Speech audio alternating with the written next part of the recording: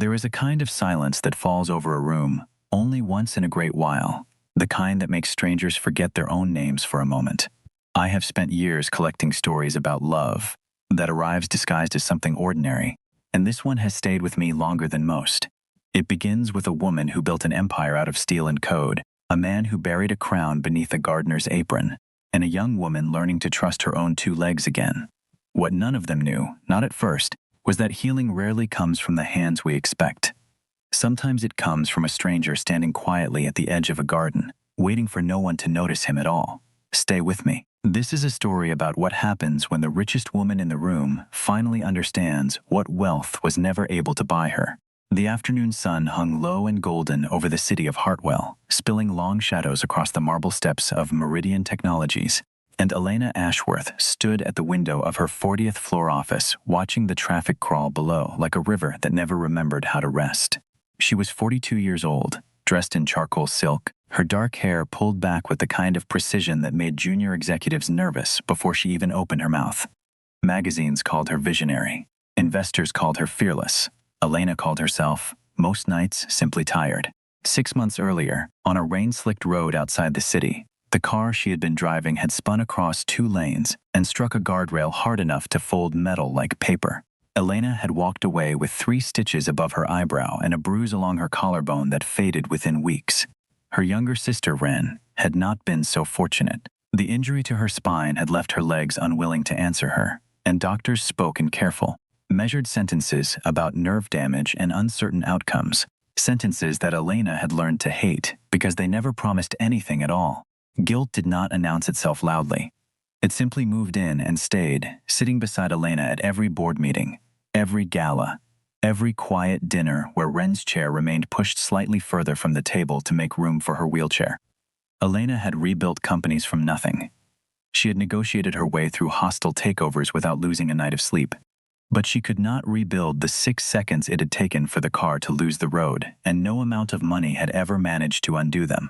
She remembered the hospital corridor with a clarity that frightened her. The fluorescent lights humming overhead, the surgeon's careful phrasing, the way Ren had squeezed her hand and said, through obvious pain, that it was not Elena's fault, that the rain had simply come down harder than either of them had planned for. Elena had nodded and said she believed her. She had not really, not for a long time, and the lie had cost her more sleep than any hostile takeover ever had. Meridian Technologies occupied 4 city blocks and employed nearly 6,000 people, and Elena ran it the way she had always run everything in her life, with discipline sharpened into something close to armor. She approved product launches, negotiated with foreign governments, and sat on charity boards whose galas raised staggering sums for causes she rarely had time to visit in person. Her board of directors, a careful assembly of men and women who had known her since her earliest days building the company from a rented office above a laundromat, had begun to notice a change in her over the preceding months, a distraction that showed itself in shortened meetings and calls returned a day later than usual.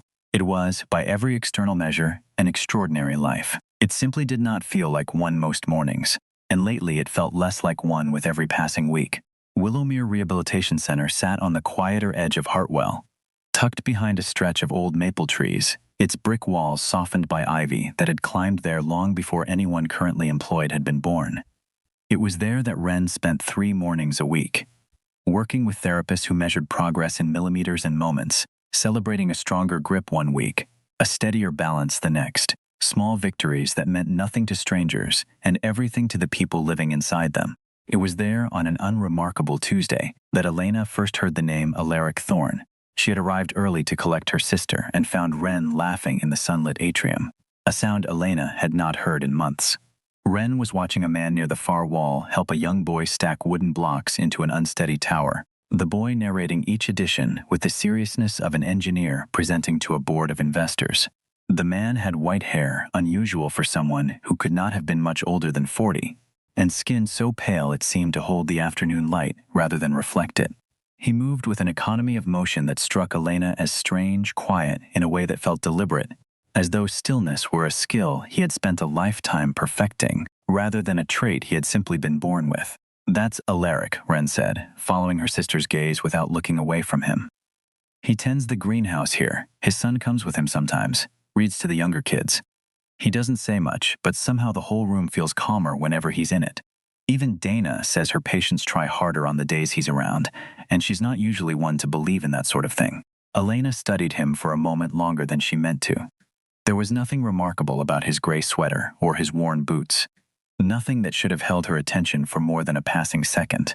And yet something in the set of his shoulders suggested a life lived very differently from the one his quiet job implied, a suggestion Elena filed away and told herself, quite firmly, that she would not think about again. She was wrong, though she would not admit that for several more weeks. Alaric Thorne had learned a long time ago that the safest place to hide a lion was among house cats.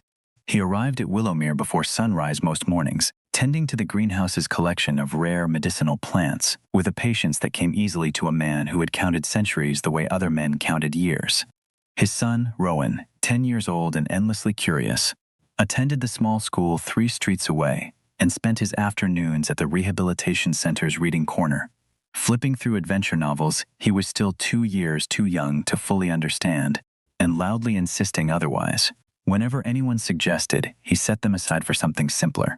It was a small life, deliberately small, and Alaric guarded its smallness the way other men guarded fortunes. He had not always been a groundskeeper.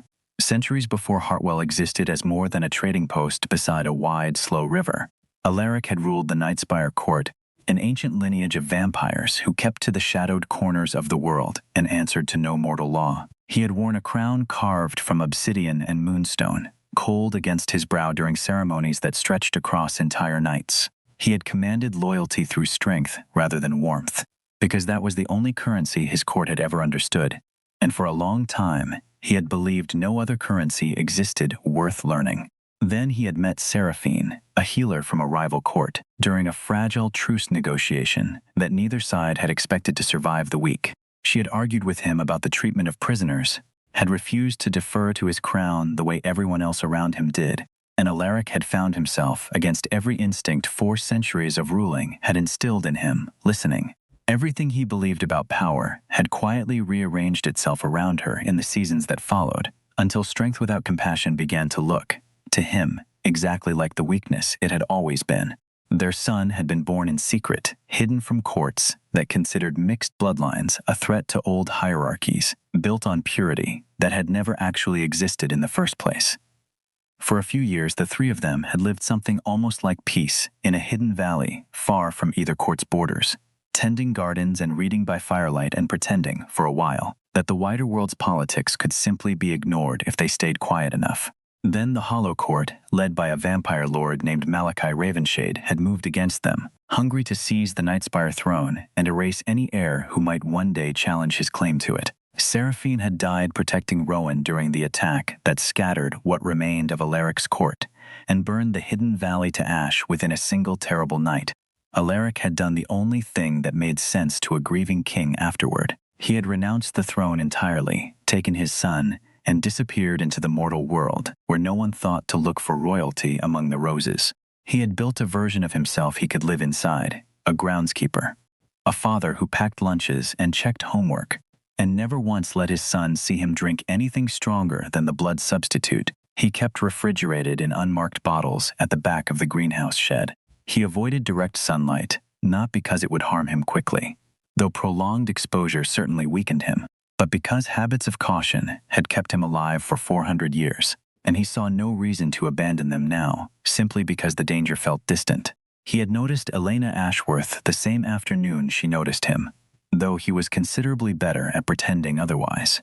There was something in the careful way she watched her sister, something raw beneath the polished exterior the business magazines loved to photograph, that reminded him uncomfortably of himself in the years right after Seraphine died. He recognized grief, wearing the costume of competence, because he had worn that same costume for a very long time. He recognized, too, the particular ache of loving someone and being powerless to fix the thing that hurt them most, and he found, against his better judgment, that he wanted to know more about the woman carrying it. He told himself it was simple empathy. He told himself that for quite a while, watering the same seedlings a little longer than necessary, whenever he noticed her car pulling into the parking lot. Wren's therapy sessions became, without either sister quite planning it, the center of Elena's week. She rearranged board meetings around them, delegated calls she would once have insisted on taking personally, and learned the names of muscle groups she had never thought about before in her life. She learned to recognize the specific tremor in Wren's hands that meant a session had gone poorly, and the particular brightness in her eyes that meant it had gone well. And increasingly, the difference between those two outcomes seemed tied to whether Alaric Thorne had been present in the room at all. Her assistant at Meridian, a sharp young man named Peter, who had worked for her for 6 years, began quietly rescheduling her Tuesday and Thursday mornings without being asked twice, and the board, though it noticed her shortened hours, said nothing, partly out of respect, and partly because quarterly earnings had never once suffered for it. Elena caught herself, more than once, checking the clock during meetings, the way she used to check it only before flights, counting down toward Willowmere instead of an airport gate. Alaric never gave instructions the therapists hadn't already given. He never offered false comfort or promised outcomes no doctor could honestly guarantee. Instead, he told stories, low and unhurried, about sailors who had crossed oceans they were told could not be crossed, about gardens that had grown back after fires that should have ended them for good, about a boy he had once known, generations ago, who had learned to walk again after a fall from a horse everyone assumed had ended his future entirely. He spoke to Wren as though her recovery were inevitable, not because he was lying to her, but because he genuinely seemed to believe that persistence eventually earned its reward, given enough patience and enough time. He treats it like it isn't a tragedy. Wren told her sister one evening, working through a set of stretching exercises on the living room floor while Elena reviewed quarterly reports she had stopped actually reading 20 minutes earlier, the numbers blurring together into something she could no longer make herself care about. Everyone else looks at me like I'm broken. He looks at me like I'm just partway through something. It's a small difference, but it changes everything about how the mornings feel.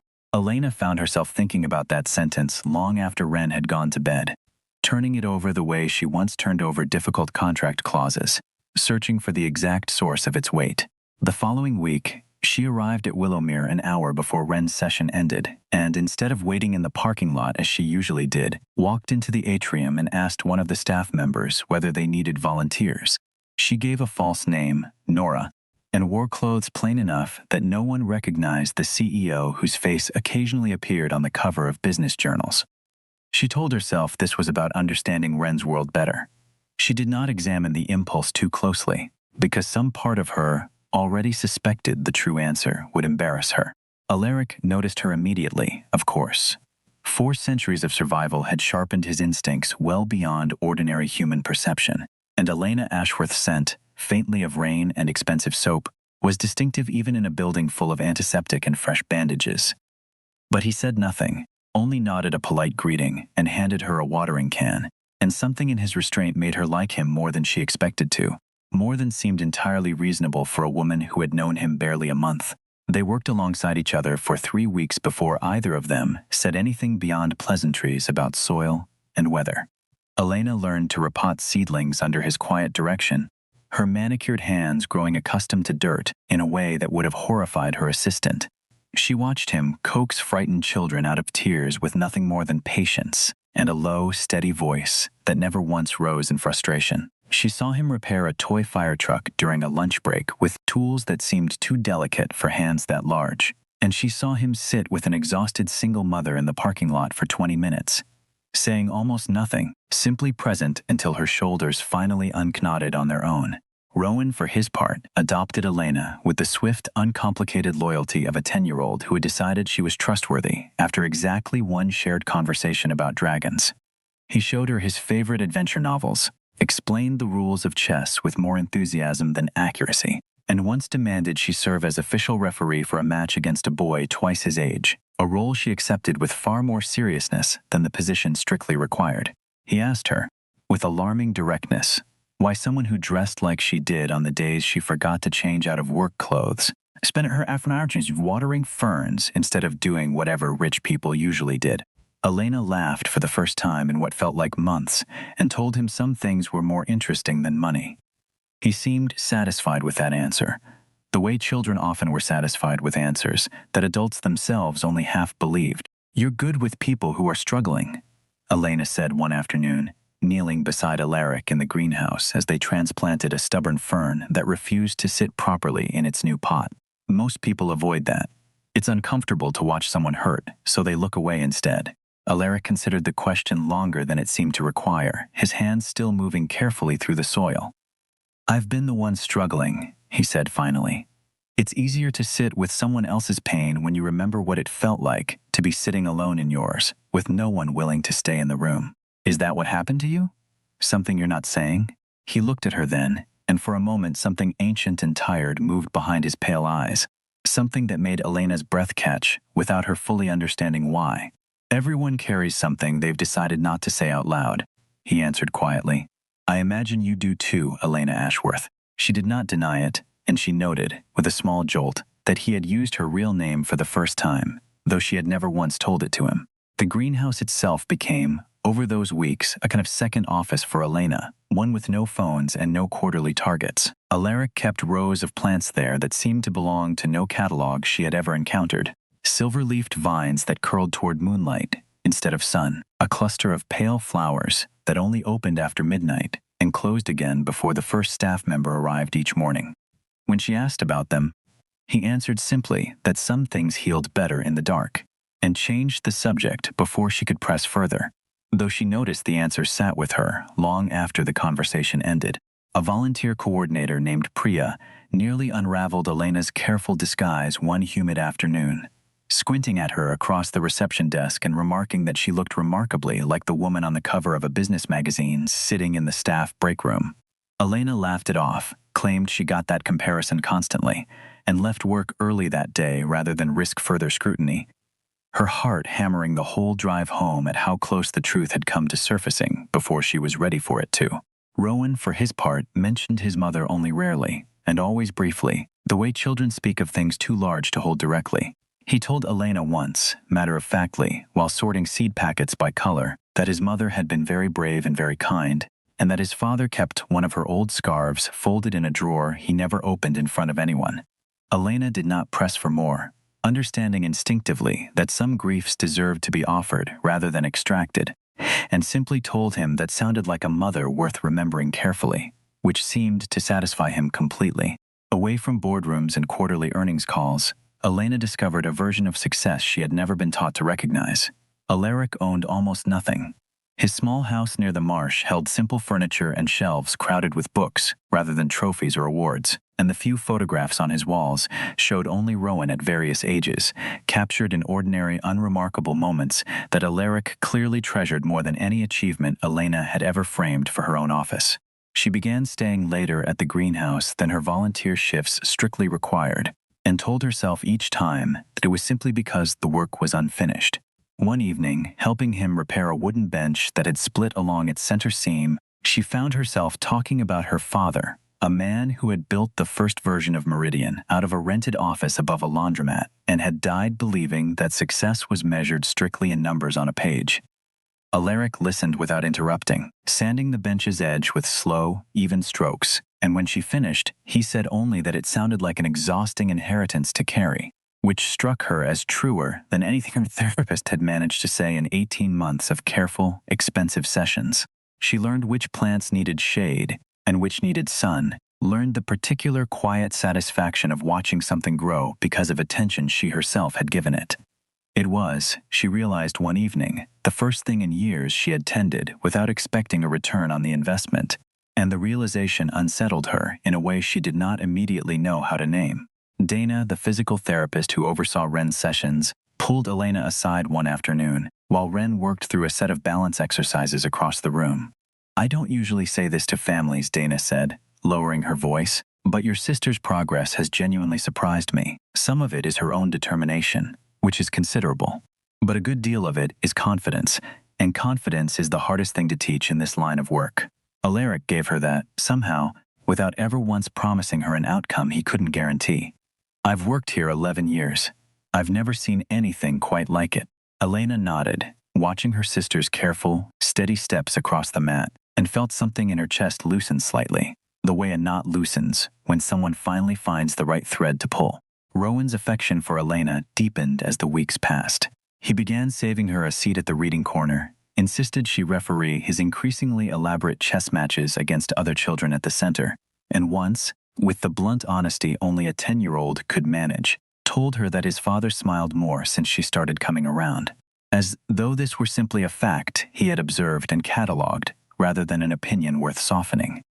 Elena had not known what to say to that, and had settled, eventually, for simply thanking him and pretending her face was not warm with something she refused to call embarrassment. She learned, too, small strange details she filed away without quite examining them. Alaric never ate lunch with the staff, claiming allergies that never seemed consistent from one conversation to the next. He wore long sleeves even during Hartwell's warmest afternoons.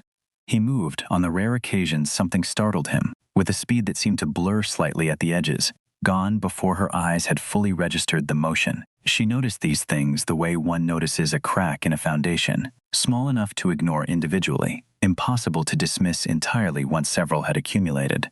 One evening, walking Elena to her car after a longer shift than either of them had planned, Alaric stopped beneath the parking lot's single working street lamp and looked at her with an expression she could not immediately name. "You ask a lot of careful questions," he said.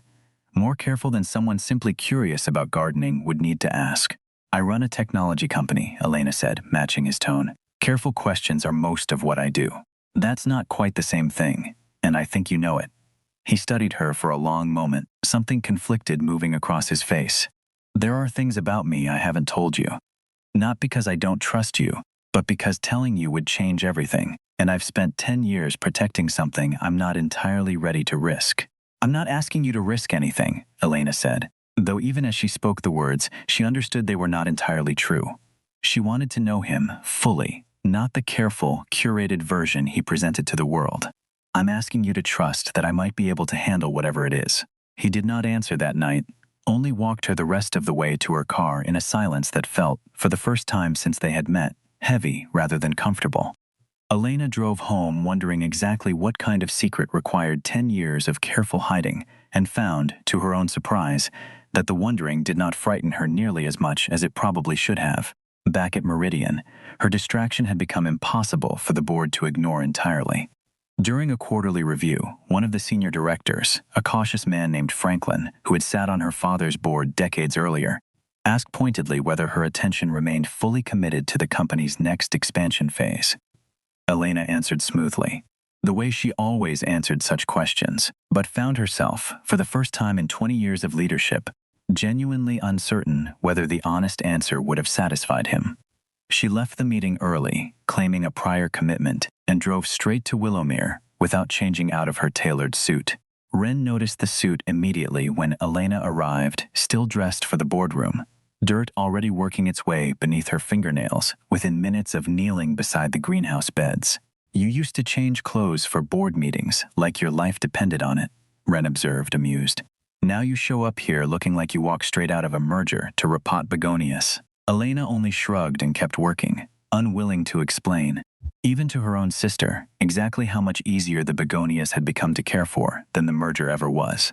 One quiet Saturday, Elena brought Wren along to the Marsh house for the first time, ostensibly to thank Alaric properly for his patience with her sister's recovery.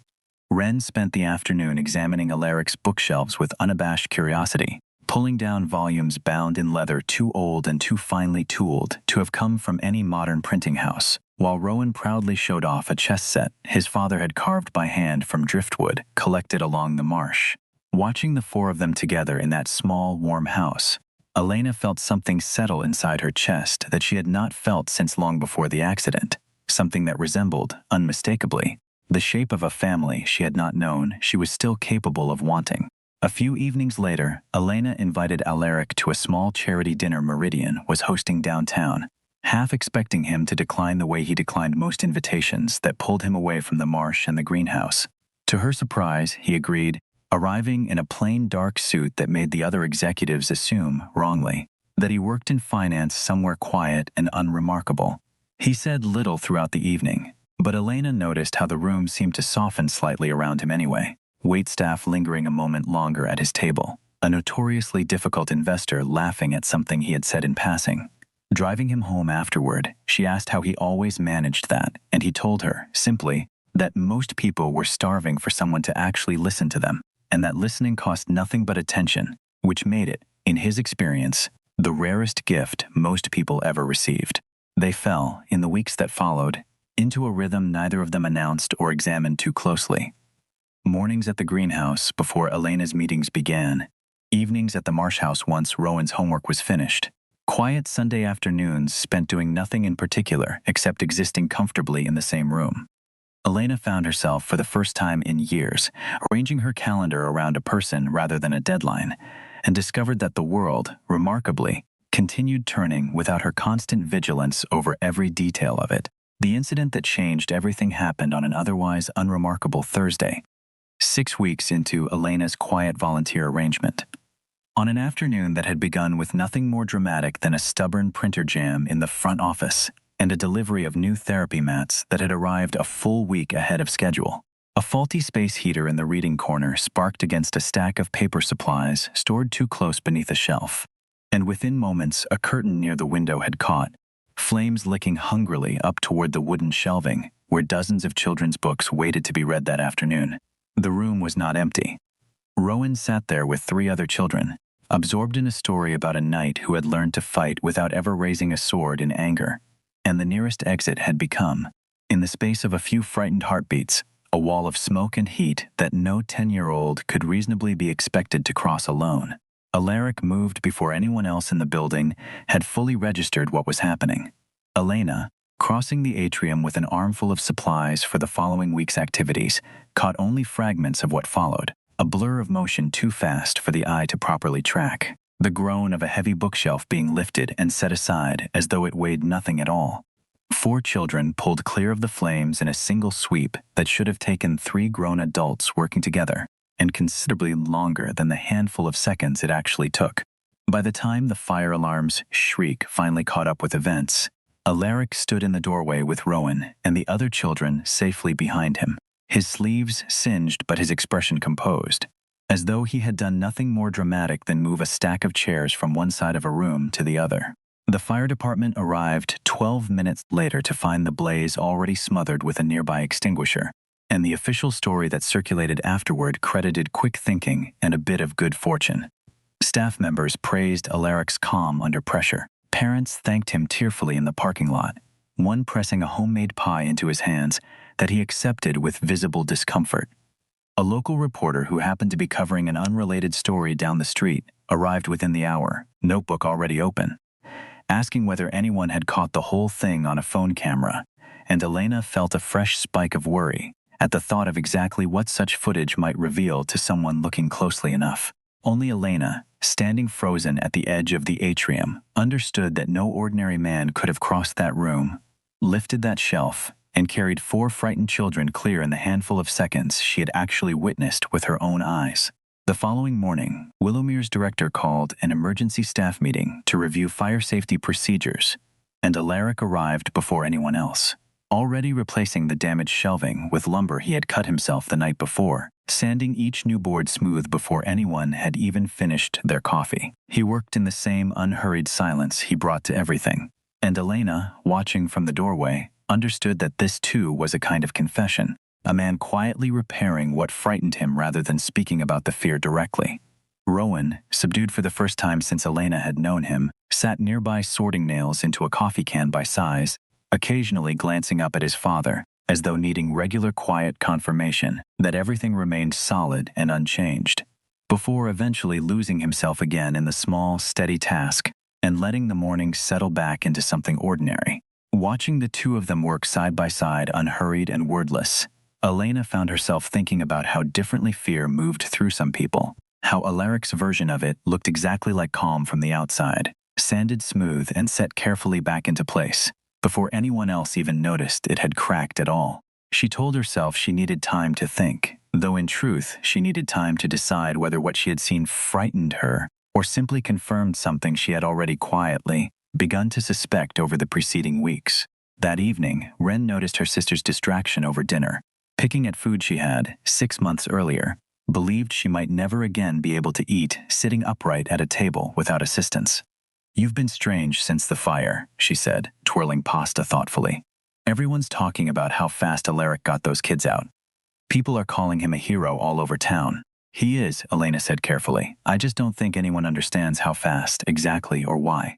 Wren studied her sister with the particular sharpness she reserved for moments when Elena was hiding something.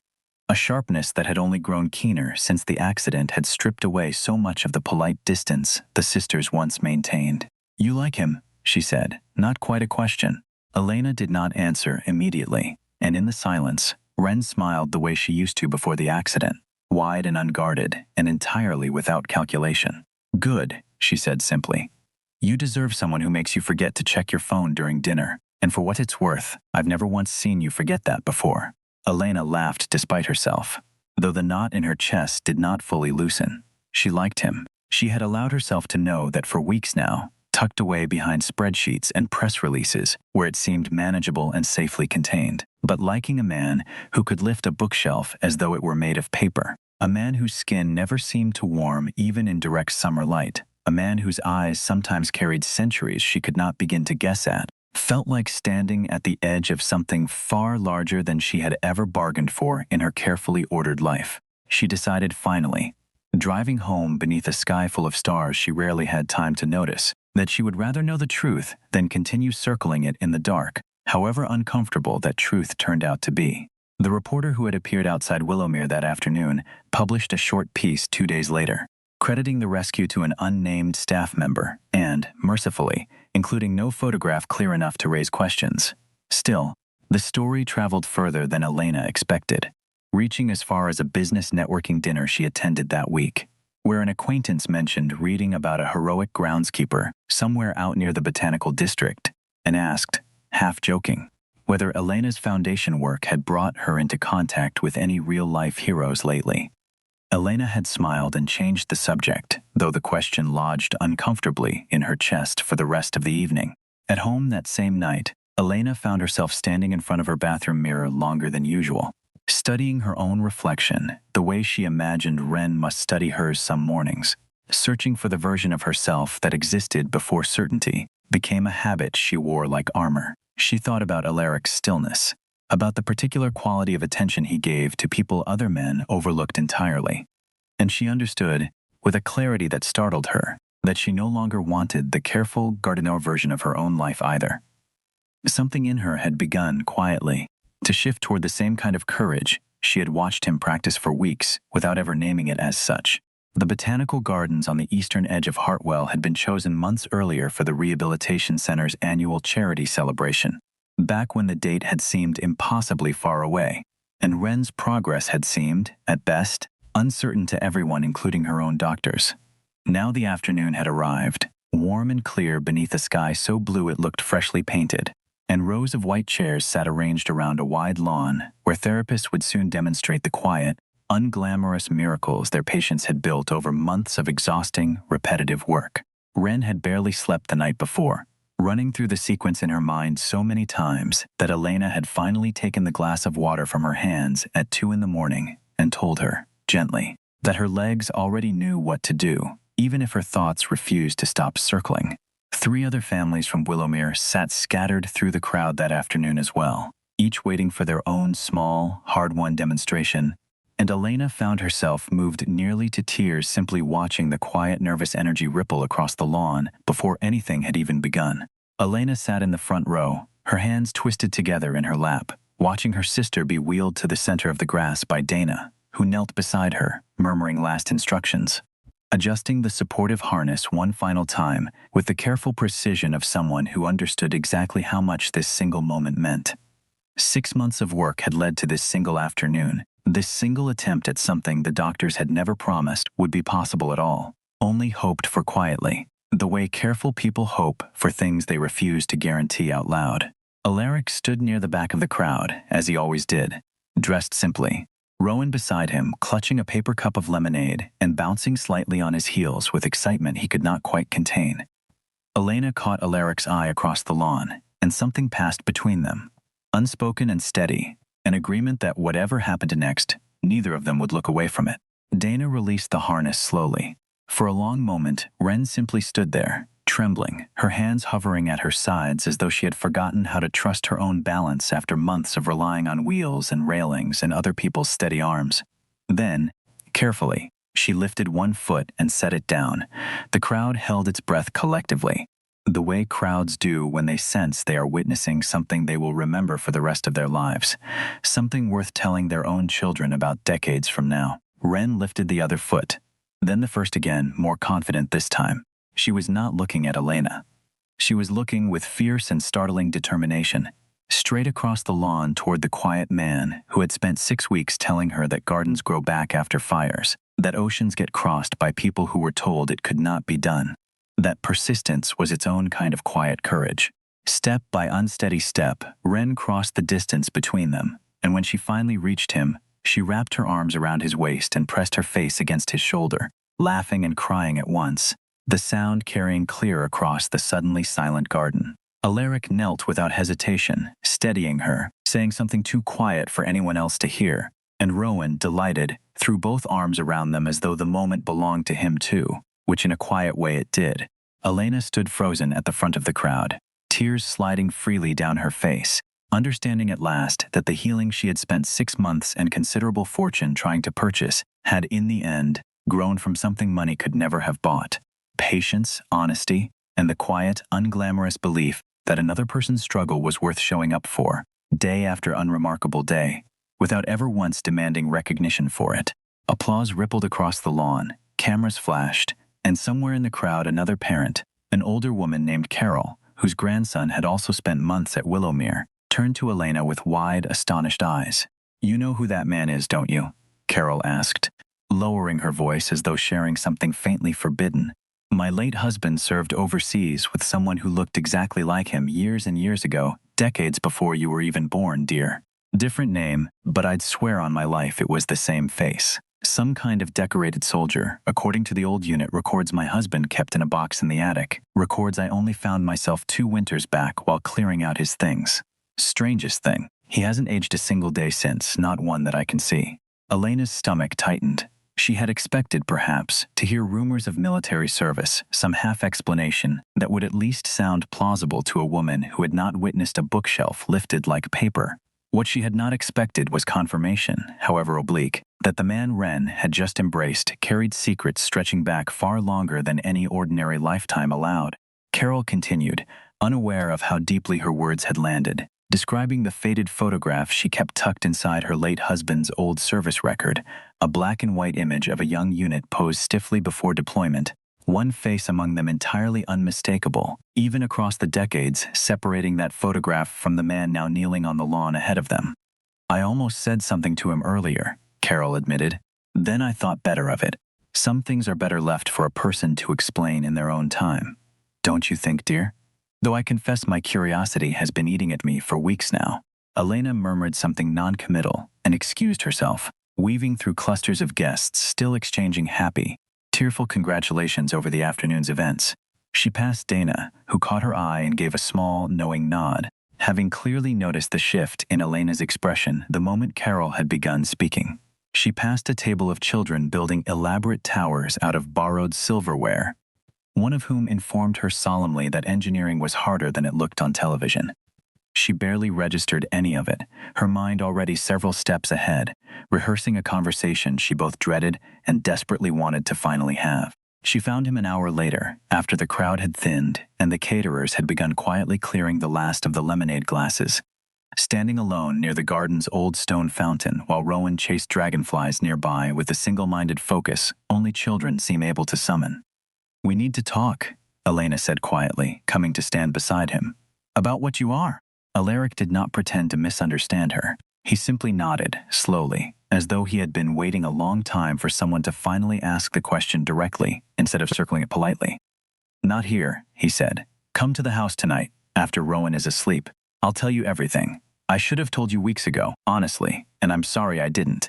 Elena spent the remainder of the afternoon on autopilot, thanking guests, posing for photographs beside the fountain with a smile she barely felt, her mind already miles ahead at the small house near the marsh. Ren, glowing and exhausted from the day's efforts, noticed nothing amiss, too absorbed in the astonished congratulations of therapists and fellow patients to register her sister's distraction. Dana found Elena near the parking lot as the crowd finally dispersed and squeezed her hand warmly, saying only that days like this one were the entire reason she had chosen this profession 20 years earlier, and that she hoped Elena understood exactly how rare an afternoon like this truly was. The house near the marsh was smaller than Elena had imagined, warm despite its modest furnishings, lit that night by candlelight rather than electric lamps. The flames throwing soft shadows across walls lined with books that smelled faintly of old paper and cedar. Alaric sat across from her at the kitchen table, his hands folded, his expression carrying the particular weariness of someone about to set down a weight he had carried alone for a very long time, a weight he had never once shared with another living soul since Seraphine died. "My name was not always Alaric Thorne," he began, his voice steady despite the visible effort it cost him. 400 years ago, I was called Alaric of the Nightspire, king of a court most mortals never knew existed. Vampires, Elena. I am a vampire. I have been one since before this country had a name, since before most of the languages spoken in this city today had been invented at all. Elena had suspected something of the kind since the fire, had spent the drive over rehearsing calm reactions to precisely this confession, and still the words landed with a force that made her grip the edge of the table until her knuckles whitened. "Show me," she said, because some part of her needed proof before she could allow herself to believe it entirely, before her careful, rational mind would fully accept what her instincts had already quietly concluded. He did not flinch from the request. In the candlelight, his eyes shifted, briefly, to something deeper and more ancient than human irises should allow, a color she had no name for. And when he spoke again, his voice carried an unmistakable weight, an authority that belonged to someone who had once commanded absolute loyalty from an entire court of dangerous, powerful creatures. Then, just as quickly, it passed, and he was simply Alaric again. Gardener, father, patient teller of stories about oceans and gardens and second chances. "I ruled for centuries," he continued, his voice softening. "I was not a kind king, not at first. Power like that reshapes a person slowly, until cruelty starts to feel like strength, until you forget there was ever another way to hold authority. Then I met Seraphine. She was a healer from a rival court, and she taught me that strength without compassion is just another kind of weakness wearing armor, dressed up to look impressive. We fell in love slowly, against every rule either court had ever written. We had a son, and the courts that had tolerated my rule could not tolerate a mixed heir who might one day inherit both bloodlines' claims to power." His voice roughened, and Elena reached across the table without thinking, covering his hand with hers, finding it cool beneath her palm but not unpleasantly so. "A vampire lord named Malachi Ravenshade led the Hollow Court against us," Alaric said. "Seraphine died protecting Rowan during the attack that burned everything we had built to the ground in a single night. I renounced my throne that same evening, before the fires had even finished burning. I took my son, and I disappeared into the mortal world, because I could not protect him as a king, only as an ordinary man with nothing left for anyone to envy or fear enough to hunt down. Does Rowan know what he is? What he might grow into?" "He knows some of it," Alaric said. "Enough to understand why we move carefully, why we don't linger too long in one place if I sense trouble. He ages like any mortal child for now, though I don't fully know what the year ahead will bring for him. Seraphine used to say his blood might settle either way, fully mortal or something closer to what I am. We never got the chance to find out together." "And now?" Elena asked, her voice gentle. "Is it still dangerous, being found after all this time?" Alaric's jaw tightened, and something old and tired passed briefly across his face. "Malachi has never stopped searching, not truly, not in 10 years. A king's line is only considered truly ended when every possible heir is gone from the world entirely. Rowan is the last piece of a claim Malachi wants erased completely, permanently, so that no one can ever challenge what he stole. I have kept us hidden for 10 years, moving twice before we settled here. I don't know how much longer that hiding will hold, especially now that people have started noticing things they shouldn't, things like an old soldier's face that never seems to age." Elena thought of Carol's words at the gala. The old military records, the unmistakable, unaging face preserved in some forgotten photograph. Secrets, she realized, however carefully guarded, eventually found their way into the light, given enough years and enough witnesses. "I'm not afraid of what you are," she said, and found to her own quiet surprise that it was entirely true, that the fear she had expected simply had not arrived. "I'm afraid of what might come looking for you, for Rowan, for all of us now, I suppose, since I don't intend to walk away from this, from any of it." Something in Alaric's expression broke open, relief and disbelief tangled together, in a way she had never seen on his carefully composed face before. You should be more careful with promises like that, he said softly. You don't yet know what it might cost you to make them. I've spent my whole life being careful, Elena answered, holding his gaze steadily. It never once made me happy, not really, not the way these past few weeks have. I'd rather take the risk, whatever it turns out to be. She asked him then, the question that had been sitting quietly beneath every other question since the fire. What happens to us, Alaric, if this continues? I'll grow old. You won't. I don't know how to think about a future shaped like that, and I'm not sure pretending it isn't true would be fair to either of us. Alaric was quiet for a long moment, turning his cup of untouched tea slowly between his hands. I don't have an easy answer, he admitted. I've watched mortals I loved grow old before, and it never stopped being difficult. But I've also learned that refusing love because it will eventually end is its own kind of quiet cowardice, one I practiced for 10 years and never once found peace inside. I would rather have whatever years were given than none at all, if you're willing to risk the same thing. And the blood, Elena asked, more curious than afraid. The bottles in the shed, is that enough? Do you ever need more than that? It's enough, he said simply. I chose that answer a long time ago, the same night I chose Rowan over the throne. There are older, hungrier ways of surviving that I have no interest in returning to. This life, small as it looks from the outside, suits me considerably better than the one I left behind. They talked long into the night, the candles burning low, Elena asking questions she had never imagined herself asking, and Alaric answering each one with a patience that suggested he had waited a very long time for someone willing to listen. He told her about the centuries before Seraphine, when he had believed loneliness was simply the price of power, and about the strange, humbling relief of discovering he had been wrong. He told her about carrying Rowan across 3 countries in the days after the attack, sleeping in barns and abandoned cottages, learning to be a father with no one left to teach him how. By the time Elena finally rose to leave, the sky outside had already begun its first pale hint of morning, and neither of them mentioned the hour, both reluctant to let the conversation end. The weeks after that candlelit conversation carried a new kind of tension beneath their surface calm. Alaric began checking the perimeter of the marsh house each evening before dark, a habit Elena noticed but did not yet fully understand. And he grew quieter around unfamiliar faces at Willowmere, watching new volunteers and visiting parents with a wariness he had not shown before. Elena told herself it was simply caution born of the confession he had finally allowed himself to make, and did not yet realize how accurate that instinct actually was. Alaric had sensed something wrong for 2 full days before it finally arrived, a faint pressure at the edge of his awareness that reminded him, unpleasantly, of the hours before the attack that had killed Seraphine. He said nothing to Rowan, not wanting to frighten him unnecessarily, but he told Elena quietly, walking her to her car one evening, that she should keep her phone close and trust her instincts if anything at Willowmere ever felt wrong to her, even slightly. She had asked him directly whether Malachi had found them, and he had admitted, after a long pause, that he could not yet be certain, only that the feeling had grown sharper with each passing hour. The Hollow Court found them 3 weeks later, on a moonless night that Malachi Ravenshade had always preferred for hunting, when a small group of his enforcers slipped into Hartwell disguised as ordinary travelers and began asking careful questions at the marina, the school, the rehabilitation center. Anywhere a groundskeeper with white hair and unnatural stillness might have left even the faintest trail behind him. Alaric felt the disturbance before he understood its source, an old instinct honed over centuries recognizing danger, the way a sailor recognizes the particular smell of an approaching storm long before the first cloud appears on the horizon.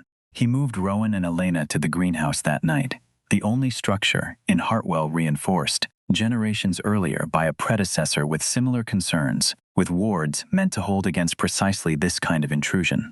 Wren, refusing to be left behind despite Elena's protests, came too, wheeling herself through the garden paths with a determination that had only grown since the gala, insisting she would rather face whatever was coming alongside the people who mattered to her than wait somewhere safe and alone.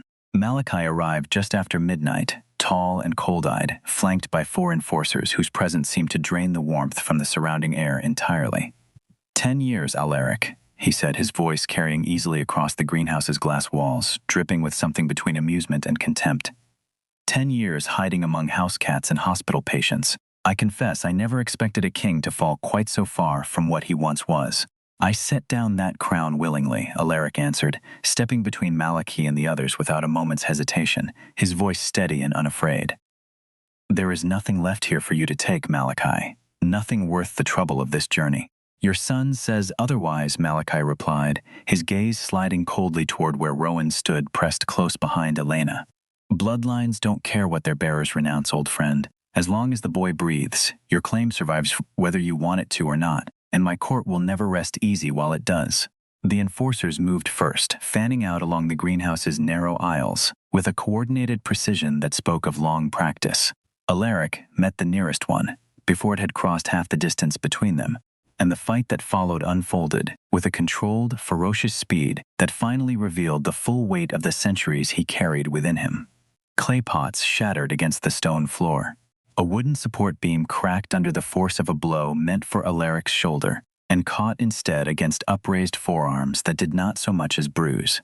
Elena pulled Rowan behind an overturned potting table, pressing him low against the cool earth, while glass rained gently down from a shattered pane above them, and Wren, astonishingly, hurled a heavy clay planter with enough force to stagger one of the attackers advancing toward the children they were all trying desperately to protect. "Stay down," Elena whispered fiercely to Rowan, though her eyes never left the chaos unfolding a few feet away, tracking Alaric's movements with a fear she had never known she was capable of feeling for another person. One of the enforcers broke away from the main struggle and lunged toward the potting table, and Wren, without a moment's hesitation, wheeled herself directly into its path, swinging a garden rake with both arms in a wide, desperate arc that caught the creature across the shoulder and bought Elena precious seconds to pull Rowan further back into the shadows between two rows of shelving. Rowan, shaking but steady, pressed a trowel into Elena's free hand without being asked, whispering only that his father had taught him always to keep something sharp nearby, just in case, and Elena found herself gripping the small tool like a lifeline, while the greenhouse rang with the sound of shattering pottery and splintering wood around them. It was not strength alone that ended the confrontation, though. It was Elena, standing her ground when every instinct told her to run and hide, who spoke the words that finally made Malachi hesitate in a way his enforcers had not. "He gave up a throne to keep his son safe," she said, her voice steady despite her racing heart hammering against her ribs. "What exactly does that cost you? What does his happiness threaten, except your own fear that kindness might outlast cruelty in the end, the way it always eventually does?" Malachi studied her for a long, unreadable moment, and something in his ancient, weary eyes flickered, doubt perhaps, or the distant memory of a version of himself that had once believed power required more than fear to hold together properly. His enforcers, sensing his hesitation, drew back half a step, waiting on a command he did not immediately give. "This is not finished," he said finally, retreating toward the shadows with his enforcers falling in behind him without argument. "But perhaps it can wait a little longer than I originally intended, if only to see what a king without a crown actually manages to build for himself out here among the roses." He was gone before anyone could answer, vanishing into the darkness beyond the greenhouse's reinforced glass, and the room fell into a silence so complete that Elena could hear her own heartbeat slowing, gradually, back towards something ordinary and survivable. For a long moment afterward, no one moved. Broken pottery and scattered soil covered the greenhouse floor, and one of the old support beams sagged visibly where it had taken the worst of the fighting. But the four of them remained standing, unharmed, in the wreckage of a confrontation that could easily have ended very differently. Wren lowered her makeshift weapon slowly, breathing hard, and let out a shaky, disbelieving laugh that broke the silence more effectively than any words could have managed. Rowan, still pressed close against Elena's side, finally allowed himself to cry, quiet and exhausted tears that Elena gathered him into her arms to weather, murmuring the same steady reassurances she imagined a mother might offer, though she had never before had occasion to test whether she knew how. Alaric turned to find Rowan safe, wide-eyed but unharmed, Wren shaken but upright in her chair, and Elena standing exactly where she had planted herself, refusing to move even after the danger had visibly passed. He crossed the distance between them and pulled her into his arms without a word, and she felt, for the first time since the accident that had changed everything 6 months earlier, entirely and completely safe, held rather than merely protected. The days that followed brought a quiet the household had not known in years. Alaric strengthened the wards around the greenhouse with old knowledge he had not needed to draw on since the fall of the Nightspire court, working late into the night while Rowan slept soundly upstairs for the first time in weeks, unaware of how close danger had actually come. Elena found herself splitting her attention between Meridian's demands and the small, steady rhythms of the house near the marsh, discovering that she preferred the latter more than she had ever expected to admit aloud, and eventually stopped hiding that preference from anyone, including her own board. Spring arrived in Hartwell the following year with an unusual softness, the kind of warmth that made the botanical gardens bloom nearly a month ahead of schedule, drawing early crowds of visitors who had never seen the roses open so generously so soon. Elena stood beneath the same fountain where she had once confronted Alaric with the truth she already half suspected, watching Wren cross the lawn unaided, her steps sure now, practiced. A young woman, rather than a patient measured in careful millimeters of progress week after week. Wren had recently taken a position at Willowmere itself, working part-time alongside Dana to counsel newly arrived patients, telling them plainly that she understood exactly how far the distance between a wheelchair and a garden fountain could feel, and exactly how survivable it turned out to be. The foundation Elena had established in the months following the gala, the Willowmere Foundation, now funded rehabilitation programs in 11 cities across the country, reaching families who could never have afforded the kind of care Wren had received without financial strain. Carol, the older woman who had first mentioned Alaric's unaging face at the gala, had become one of its earliest and most devoted volunteers, having decided, in her own words, that some mysteries were better left respectfully unexamined, so long as the man in question kept doing this much good in the world. Alaric led the foundation's community outreach, reluctant at first, accepting the role only when Elena had convinced him that his quiet example inspired people far more effectively than any amount of money ever could on its own. Rowan, thriving, had recently discovered a talent for chess that regularly humiliated adults twice his age, and had taken, much to his father's amusement, to introducing himself as the foundation's official supervisor of snacks whenever anyone asked what exactly a 10-year-old contributed to a charitable organization. Malachi Ravenshade had not returned, though Alaric remained watchful in the particular, unhurried way of someone who understood that old threats rarely disappeared entirely, only waited patiently for a more convenient season. For now, though, Hartwell held something rare, a season of peace that no one currently living inside it took for granted, having learned, each in their own way, exactly how quickly such peace could be lost. The Willowmere Foundation's first annual report, which Elena insisted on reading in full, despite Peter's gentle suggestion that a summary would suffice, told the story of 211 families who had received care that year they otherwise could not have afforded. There was a retired teacher in a city 3 states away who had regained enough strength to return to her garden after a stroke. There was a young man, a former dancer, who had rebuilt enough mobility after a workplace accident to choreograph again, if not perform. Elena kept a folder of their letters in her desk at Meridian, reading one before difficult meetings the way she once might have reviewed a competitor's financials, and found the practice steadied her in ways spreadsheets never had. Wren's new role at Willowmere had grown into something she clearly loved, greeting new patients in the same atrium where she herself had once sat frightened and uncertain, telling them honestly that some days would feel impossible, and other days would feel like flying, and that both kinds of days counted equally toward getting better. She had moved into a small apartment near the center that spring, the first time she had lived fully independently since the accident, and Elena had cried only a little while helping her carry boxes up the stairs, insisting the dust was simply bothering her eyes. On a warm evening in early summer, Alaric asked Elena to walk with him along the marsh at dusk, past the reeds where herons sometimes waited silently in the shallows, and there, without any particular ceremony beyond the quiet certainty in his voice, asked whether she would consider building the rest of her life alongside his and Rowan's, however many years that life turned out to hold.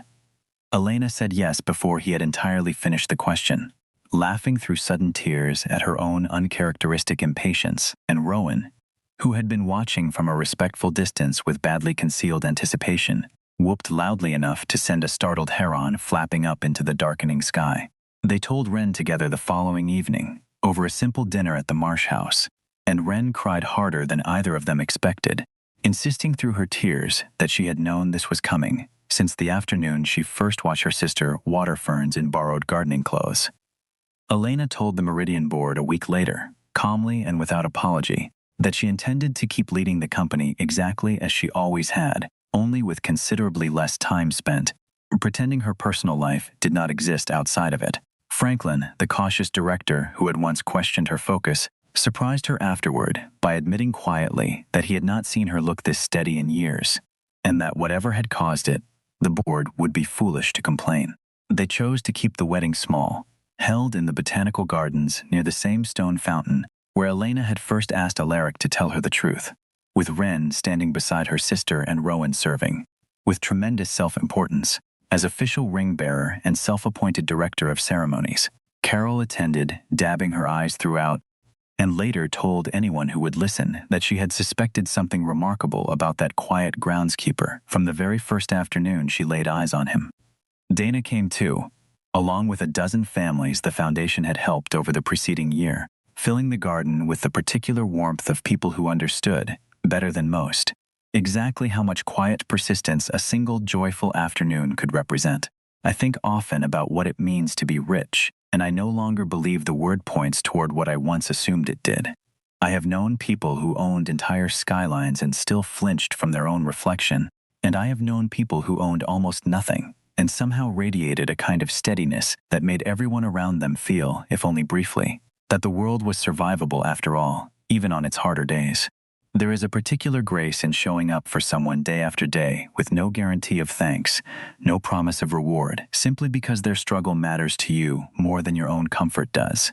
That grace does not announce itself loudly. It rarely gets applauded the way a business deal does, or a headline, or a stock price climbing steadily upward on a screen somewhere. It moves quietly instead, through greenhouses and rehabilitation centers and kitchen tables lit by candlelight, through a father who never once let his son see him afraid, through a sister who refused to be left behind, even when the danger in front of her was entirely real. I have come to believe that healing, whether of a body, a family, or a heart that has spent years apologizing for 6 seconds it could not undo no matter how much money or willpower it threw at the problem, rarely arrives all at once. It arrives the way spring arrives, slowly enough that you almost miss the exact moment everything changed, and then all at once you look up and realize the garden has bloomed again around you, while you weren't watching closely enough to catch the precise instant it happened. Some of us spend decades collecting wealth we believe will insulate us from loss, only to discover, usually far later than we would like, that the insulation was never as thick as we hoped, and that the people who truly steadied us were rarely the ones we paid for anything at all. If you take nothing else from this story, let it be this: the quietest people in the room are very often the strongest, and the courage that matters most rarely wears a crown at all, ancient or otherwise. It simply keeps showing up, one unremarkable, determined day at a time, tending gardens and reading stories and sitting beside frightened strangers until the people who needed it most finally learned to stand on their own 2 feet again. I have watched fortunes rise and fall over the course of my life, watched empires built from nothing collapse just as quickly as they rose, and the only thing I have ever seen hold steady through all of it, without fail, is exactly this: someone deciding, quietly and without an audience, that another person's healing was worth their patient, unglamorous attention. That decision, repeated often enough, by enough people, is the closest thing to magic I have ever personally witnessed, and I no longer feel any need to look further than that for proof that hope, given enough time and enough patience, is always worth holding on to.